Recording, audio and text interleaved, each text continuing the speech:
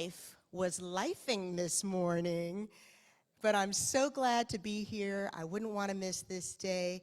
Irene, let me know when we're live on Facebook for me. Welcome to all of our guests and our regular members and congregants. It's so wonderful to see you all. And thank you to our Facebook family and our Zoom family, wherever and whenever you're watching this. We are so glad that you spent this time with us. My name is Amber Guzman. I'm a licensed practitioner here at the Center for Spiritual Living in Monterey, and it is my pleasure to introduce to some of you. She's like family. Cousin Karie is here today. So let me introduce some of you to Cousin Karie. Karie Hillery, international recording artist Karie Hillery, is a familiar voice in the spiritual, women's empowerment, and environmental activism communities. She has shared her conscious pop music and message at over 265 spiritual centers and hosts monthly Gather the Women circles. Her Earth Day birthday seems to be the perfect precursor to her deep connection and love to Mother Earth.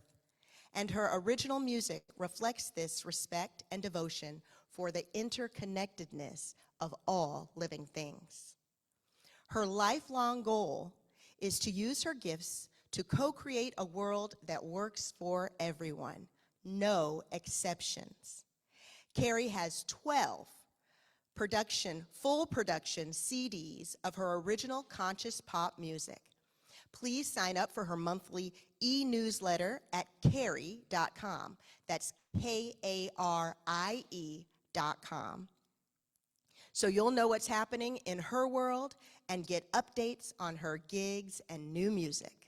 So without further ado, we would love to welcome Miss Karie Hillery.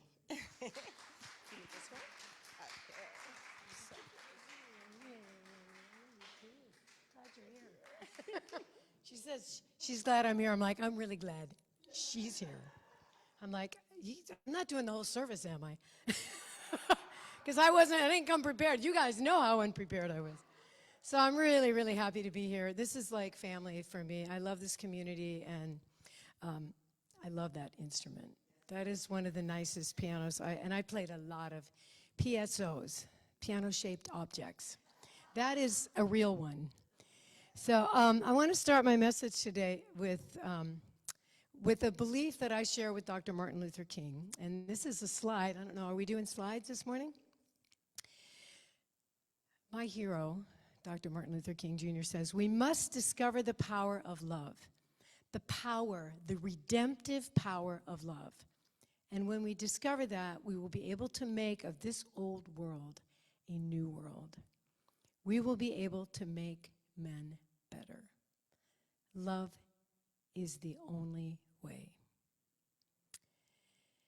Discovering the power of love will give us the power to create a new world.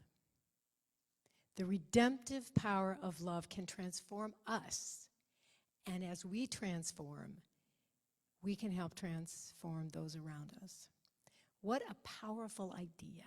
And this idea is one that I fully, fully embrace. When you think about it, what does it all come down to but love? Either a lack of it and a presence of fear, or love.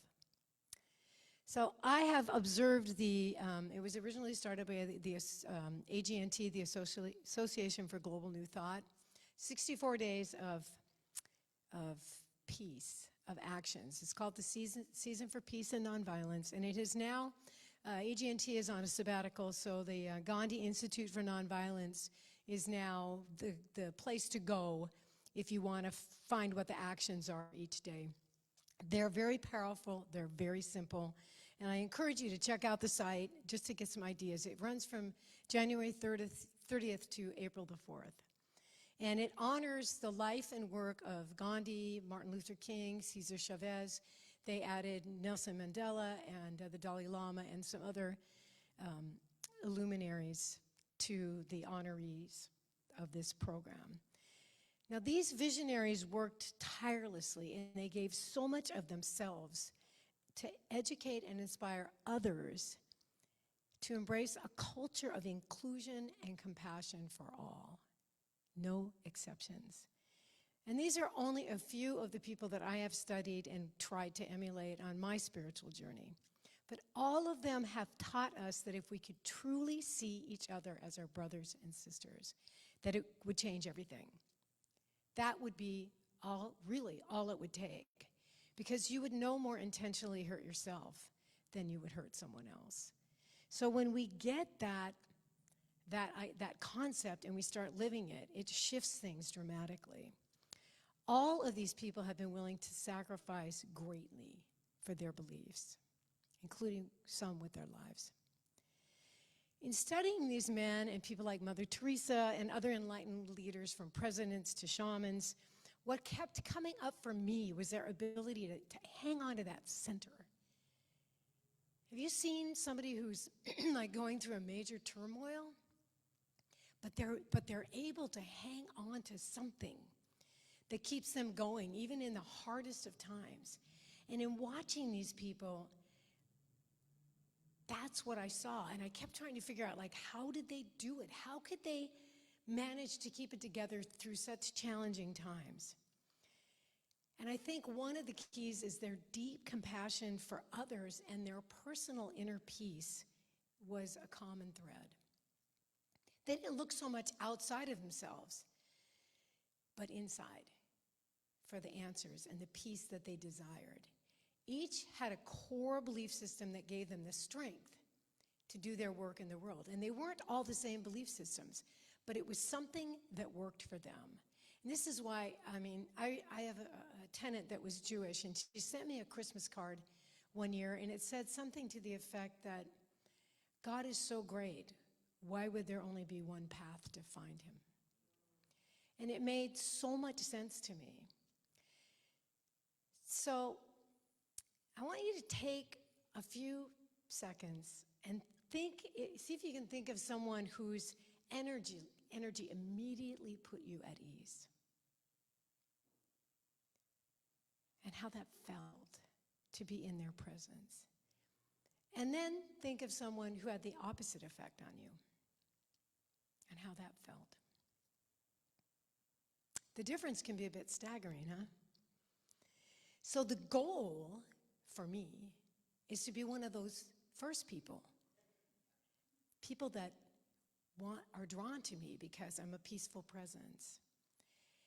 And I want to be the one who can come into a room that is agitated and shift the energy up. So this is my life's work, because so much of what we learn in Science of Mind teachings is how to build that space of inner peace and to be that.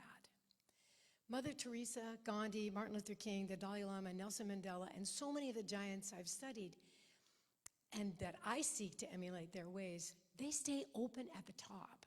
They were always, always, always willing to push the edge of who they thought they were, who they thought that they should be, who they wanted to be, but to stay open and see if they could grow in ways that maybe weren't comfortable. Anybody been forced to do tremendous growth when they weren't ready? Yeah, I'll share my story about that later. Sure, we all have one. So can you imagine the amount of stretching it took for people like Martin Luther King, Gandhi, Nelson Mandela to get through? I remember I read a story about somebody who spit on Martin Luther King, and he had the grace to take out his hanky, wipe the spit off, and hand it to the person and say, I think this belongs to you. That's grace and humor. So we all come up against things in our life that make us dig deep, and they test where we thought our boundaries were. We have experience that force us to grow in places that we weren't even aware we needed to grow. Anybody have that experience? Like, I thought I had that managed. Oops, maybe not. Nelson Mandela started out as an activist that was involved in some pretty violent activities. And once he embraced the concept of nonviolence as a way to do things, everything shifted for him. And probably the most important thing of all the things I've read about him that he did was he found a way somehow in his heart to forgive his captors. And when he was able to get to that place and he started treating them differently, they started treating him differently. And this is something that it's taught in so many books, it's taught in relationship books, but it's so true how the energy that we're putting out is going to be matched by what comes back in. His willingness to do that was miraculous. And he moved forward in the entire rest of his life with that ability. I'm sure it wasn't easy, but can you imagine how worth it was for him to be able to shift energy everywhere he went by having a grasp of how powerful forgiveness is? What's that saying? Not forgiving somebody is like drinking poison and expecting them to die. It's like it kind of will just keep poisoning you until you're ready to really do the work.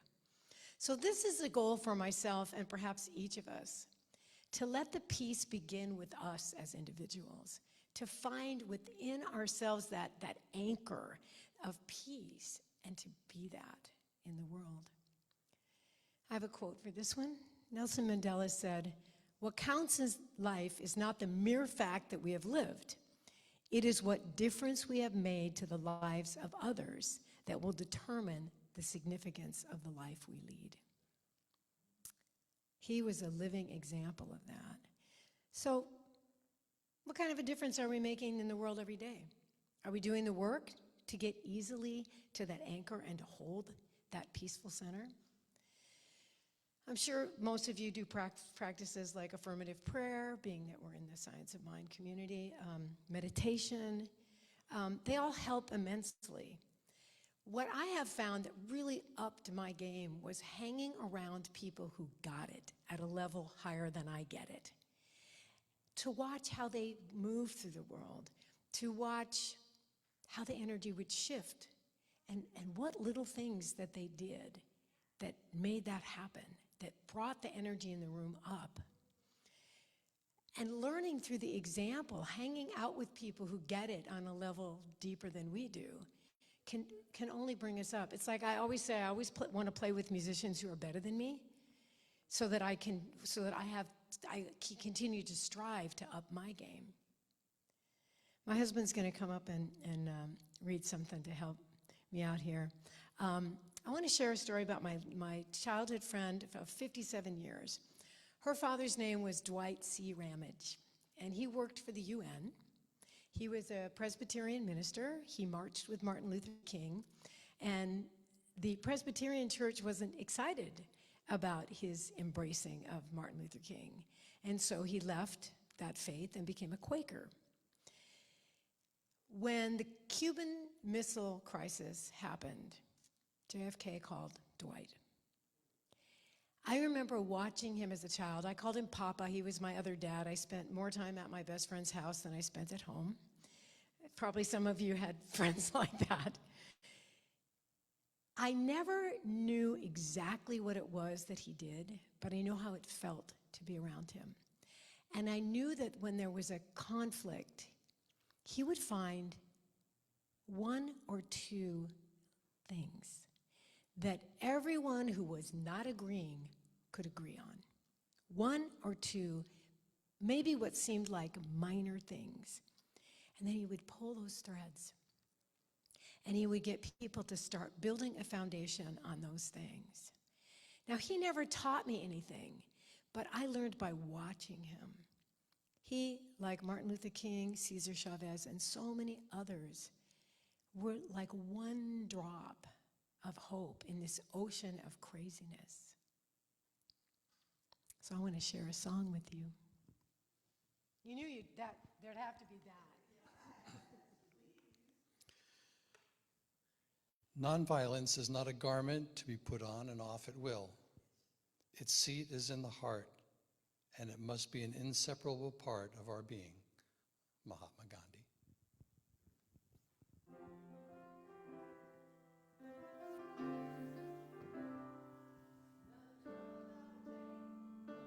Seamstress in Montgomery,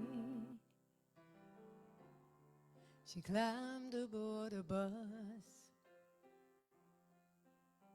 There was nobody sitting there when she took that seat.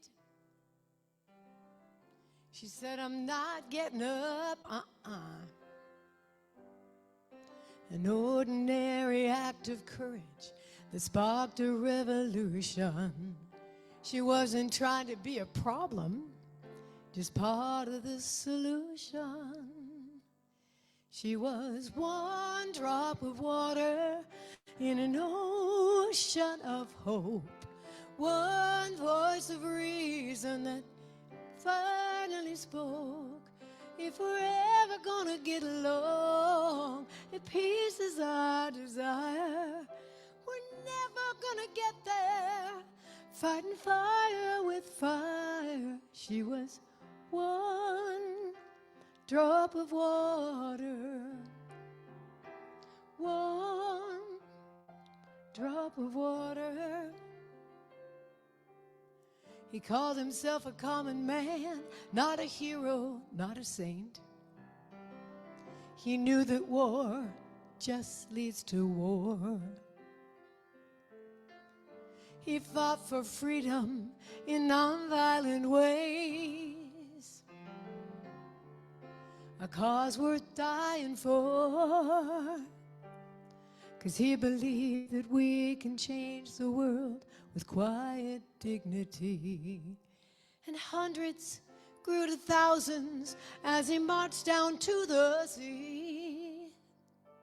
He was one drop of water in an ocean of hope, one voice of reason that finally spoke. If we're ever gonna get along, if peace is our desire, we're never gonna get there. Fighting fire with fire. He was one drop of water, one drop of water. I am just a simple child of the universe. I know that freedom is not free. I love my country and I respect our Mother Earth, I do. But with my heart I see that there are times that we must stand alone, even in our fear. Times to stand for our beliefs when what is right is clear. I want to be one drop of water in an ocean of hope, one voice of reason that finally spoke. If we're ever gonna get along, if peace is our desire, we're never gonna get there. Fighting fire with fire. I want to be one drop of water.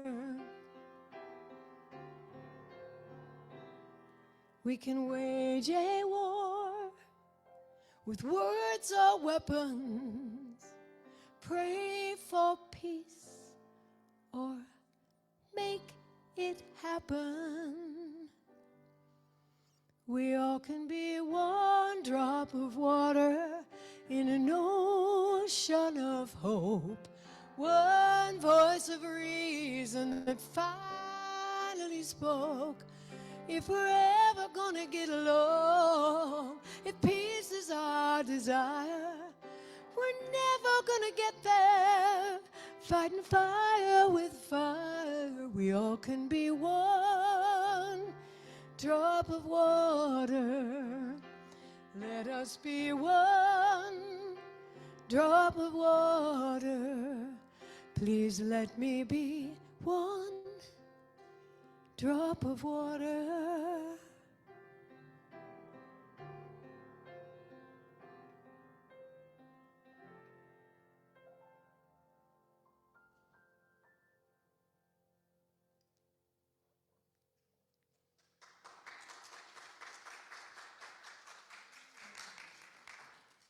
Mother Teresa said, I have found the paradox that if you love until it hurts, there can be no more hurt, only more love.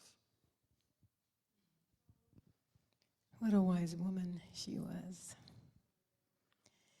So sometimes we forget that even the simplest acts, something that seems meaningless when we're doing it, can be life-changing for someone else. The key is to learn to live our practices. Gandhi teaches us the importance of living our practices. If you watch these greats, you can see that they're not acting, they're living their core values.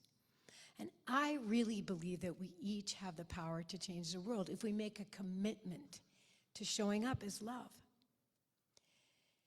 And the ability to do that comes from developing that anchor of peace, pushing our boundaries, staying open at the top, being willing to grow and emulate those that we respect and want to be like. Has anybody heard of the ripple principle?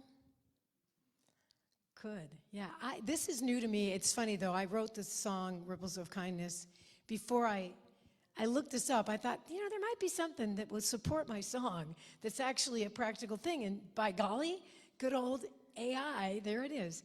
The ripple principle is simple but powerful. Your everyday actions, no matter how small, can influence the culture and environment of those around you in ways you don't realize. It's the idea that by focusing on micro moments of leadership, those brief interactions, decisions, and behaviors, you can spark shifts that create lasting impact. What a powerful thing. Showing up as love comes partly from developing that anchor. And it also comes from allowing ourselves to be guided by that still small voice. Anybody ignore that still small voice till it gets the 2x4 out? Yeah, I've been smacked good a few times. And life will do this to us even if we're not paying attention. Perhaps what Gandhi meant when he said, "You must be the change you wish to see in the world," he meant that we need to really take action, that we need to show up at our highest and best. I mean, just imagine if we showed up at our highest and best, would that shift the energy in every room we walked into? The Dalai Lama says, "My religion is simple. My religion is kindness." And he emulates this. I actually went to, I think it was the one before the 2019 Parliament of the World Religions, because he was going to speak at it. And I heard so much about you walk into the room and everything, you can just feel this. So I really wanted to experience that, and unfortunately for me and thousands of other people who were there, he got sick and he didn't come. But they had the big screen, the whole wall of the big screen, and he spoke to us. And you could still feel it virtually. That's how powerful that man's compassion, his energy is. I couldn't believe it. The whole time he was talking, my hair was standing on end. Maybe that was just because that's what I expected, but I didn't. I thought, well, I'll just go. I'm sure what he says will be good. But no, people that have that, it's amazing. The Dalai Lama teaches us, and this is another slide, we can never obtain peace in the outer world until we make peace with ourselves. Anybody else have that issue besides moi? Yeah. So have you ever had somebody randomly offer you kindness, like let you go in front of them in the checkout line, or you're a buck short and they hand you $1, or been in the drive-thru and somebody in front of you paid for your meal or your coffee? We have no idea how these little teeny things can be life-changing. But when that happens to us, how do we act the rest of the day? Are we lifted? Are we maybe just a little bit kinder to somebody else? So these acts of kindness that we may not really embrace or recognize the power, but when you think about it, Those are some of the most powerful, life-changing things that we can do, is to just show up. It's visceral, and it's a ripple effect. When we're in that flow, it's easy to carry that inner peace forward. So I happened to look up now that I was sad. I went to the AGNT website to do the 64 days, and they're on sabbatical. It's like gone. They slept the site. So that's when I started looking for it, and I found it at the Gandhi Institute. So day 8, which was yesterday, I think, is healing. Every time a seed has an occasion to manifest itself, it produces new seeds of the same kind. That's Thich Nhat Hanh. So that is exactly what I'm talking about. Being that little seed of kindness, that little ripple, that little random act that lifts things up a little bit. Our teacher of Science of Mind, Ernest Holmes, teaches us that when we are tuned into and aligned with Source, we become part of the flow. Ever know the difference when you're out and when you're in? When we are in the flow, we are capable of bringing our highest and best to each situation we encounter. One of the most powerful ways to tune in is silence, meditation, or affirmations. These practices can teach us to show up as love, to remain anchored in peace. So this is why I write chants to embed affirmations. It's one of the things that's really kind of helped me when I'm going through a moment or two. So I talked about life bringing change. Anybody's life forced them to change besides mine? So over the span of about 4 years, I lost Joni, Dwight's daughter, who was my best friend for 57 years. I sat hospice for her. 4 months earlier, her sister, my cellist that I'd worked with for 35 years. And within a couple of years, I said earthly goodbye to my sister, my mother, my friend Jerry that my husband and I advocated for, and my percussionist, Dwayne. Talk about getting forced to do some big work. I had to really dig deep. I was a mess. But I learned during this time of great sorrow that if I was quiet, I would get guidance. And if I ignored that voice, it got louder.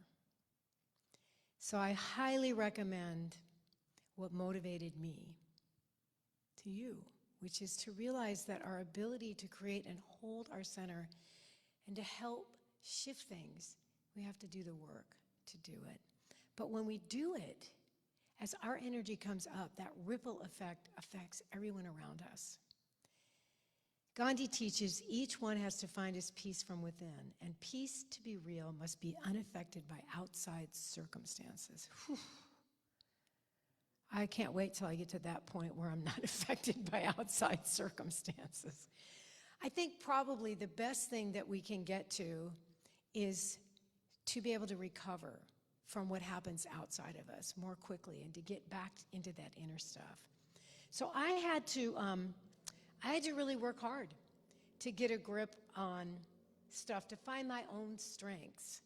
And what happened for me is I started looking through life and looking at other people through a lens of the grace that I was shown. I remember being so out of it and so frustrated and such a mess. I was in such unbelievable grief. People just helping me out.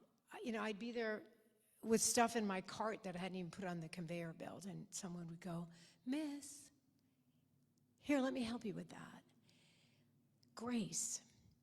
And then when I came through that tunnel, everyone I saw that was grumpy with somebody or short with somebody or having a bad day, I looked at them with the same grace that I was treated with. And I dug deeper and found a little extra love, a little extra patience, because I remember how hard it was to just function, to be a parent, to be a daughter, to be anything. I was rudderless for a while. So I'm always, always, always encouraging people to see themselves in others. to remember that we're all connected, we're all interconnected. These are our brothers and sisters. Mother Teresa reminds us of the power of love. And we don't all have to be a Gandhi or a Martin Luther King or a Mother Teresa. What Mother Teresa's directive was, you don't have to do great things, but you can do small things with great love. So I'd like to do, are you guys up for just like a 2-minute little meditation thing? I'd like to teach you something. But before I want to share one other thing. Is anybody else following the monk walk? Well, I don't know if, for those of you who don't know, there are monks that are walking over 2,000 miles for peace.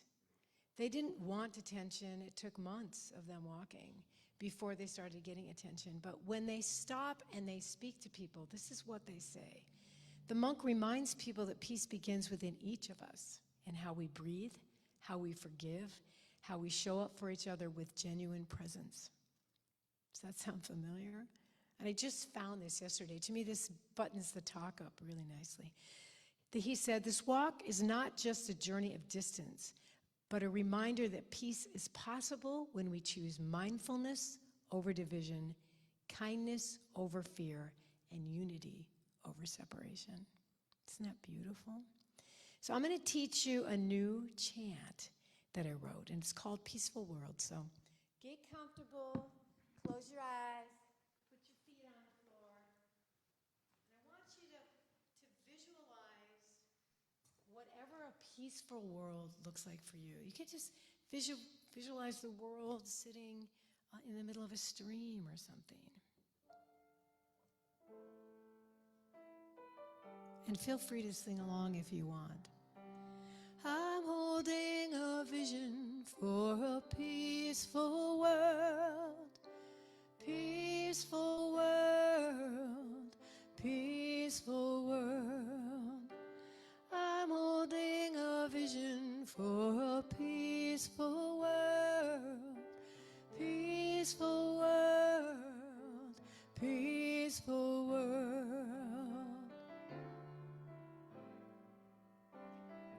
How about a loving world? I'm holding a vision for a loving world, loving world, loving world. I'm holding a vision for a loving world, loving world, loving world. Conscious world. I'm holding a vision for a conscious world, conscious world, conscious world. I'm holding a vision for a conscious world, conscious world, conscious world.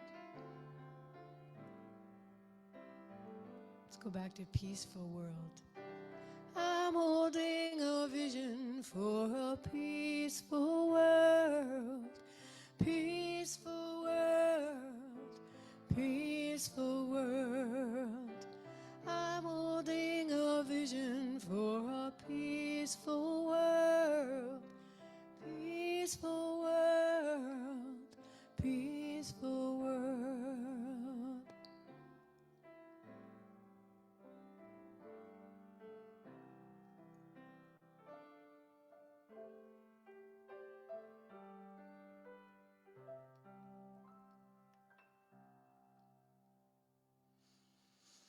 So I'll take a deep breath together.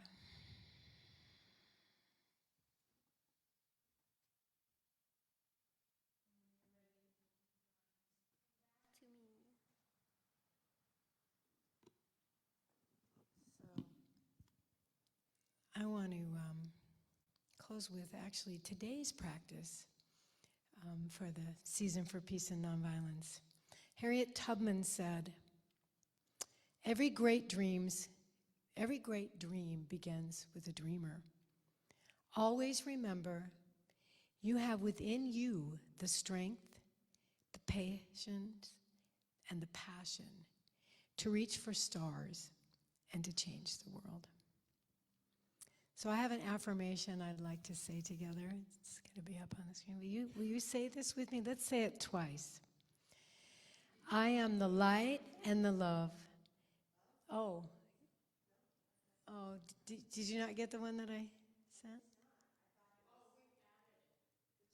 Oh, did you add it? Well, let's do this one and then do mine. Is that okay? Oh, is it? Oh, cool. All right. Now I have to look over there because I don't know what the first half is. All right. Together. I live my truth even beyond my comfort zone. I am the light and the love that is leading the way to a peaceful, loving, and inclusive world. Let's do it again. I live my truth even beyond my comfort zone. I am the light and the love that is leading the way, peaceful, loving, and inclusive. Thank you for having me. Thanks.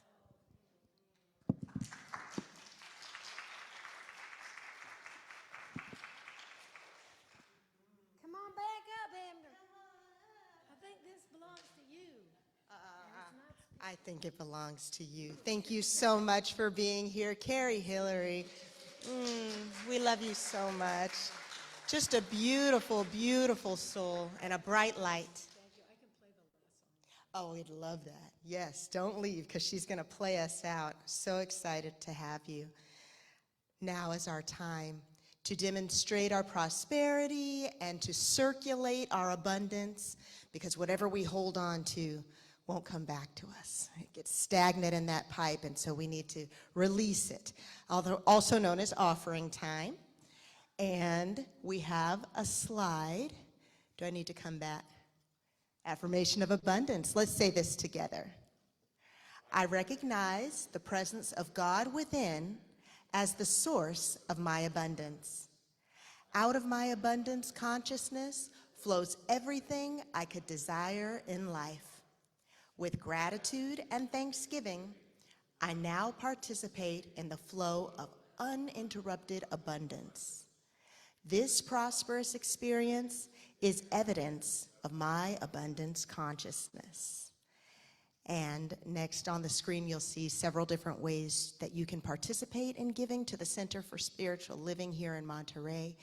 We've got Irene that is passing a basket here in the sanctuary, and we appreciate your gifts and offerings. For those that are can't see these little tiny words on the screen, you can always mail a check, money order. Don't send cash in the mail to 400 West Franklin Street in Monterey, California, 93940. Or you can text the word give, and this is my favorite because all I do every month is text a dollar amount, because I've saved the contact in my phone. I text a dollar amount and it just automatically comes out. But the first time you do it, you text the word give to area code 831-246-9694, and it will text you back with a link where you can securely enter however you'd like to pay with your debit or credit card or your checking account information. It's all secured through breezecms.com. You can also pay online or donate online at montereycsl.org/donate. So we appreciate you. And Irene is doing double duty today. She's passing the basket, and then she's going to run over and give me a slide to let you know about some of the exciting things that are happening in our community. For instance, let's see, I think the first slide, happy birthday to us. February 14th marks the anniversary of the 74th anniversary of the church charter. So we have been the Center for Spiritual Living, Monterey, in one form or another, for 74 years on Valentine's Day. And I took this picture out in the hallway, so if you go out our double doors and you look to the right as you go out, this charter is hanging on the wall if you'd like to read it. And I had ChatGPT take away the reflection that showed up, but you still can't see it here, but it is a wonderful celebration, so we are so happy that that we made it we're officially grown now. I looked up the anniversaries. You know, there's always like an article or a medal that associates with that anniversary, and there's nothing for 74. After you hit 50, it goes to 55, 60, 65, 70. So this might not be the big one. We'll be celebrating our 75 years in our new space, so that's exciting. And the next slide tells us that we are having a members meeting, and we welcome all of you, even those who aren't official members yet of the Center for Spiritual Living here in Monterey, on August 22nd. So please mark your calendars, save the date, and be sure to be here. We're going to have some yummy food, and we thank Meg Gray for that in advance, and lots to talk about and lots to share. So we are always expecting the best. And one more slide before we say goodbye to Facebook is that, as Karie Hillery told us, it is the 64 Days of Nonviolence. It celebrates the anniversaries of their earthly transition, or their deaths, or their passing. So Gandhi passed away on January 30th, and Martin Luther King passed away on April 4th. So those are 64 days. Now we at the Center for Spiritual Living Monterey, montereycsl.org, you can see on our Facebook page the daily word and a little bit of that there. And then you can also go directly to the source, as Karie mentioned, gandhiinstitute.org/season-4-nonviolence. And as Reverend Robert mentioned, there is a focus ministry called SEAT FM. It stands for Spiritual Enlightenment and Truth Focus Ministry. I work for them. Their services start at 7 o'clock in the morning if you'd like to join us. And Reverend Jerry Hobby is speaking on the word of the day, and also her practitioners are offering a treatment for the day. So those are 3 different ways that you can participate and learn more. And that's it for the slides for now. And so we just want to say goodbye to our Facebook family, our YouTube family, whenever and wherever you're watching us. We hope you join us again next week. Our topic is The Edge of the Known, exploring what we discover together if we dare to step into the silence beyond words. So I'm looking forward to that from Reverend Robert. So goodbye, Facebook, and we'll see you next.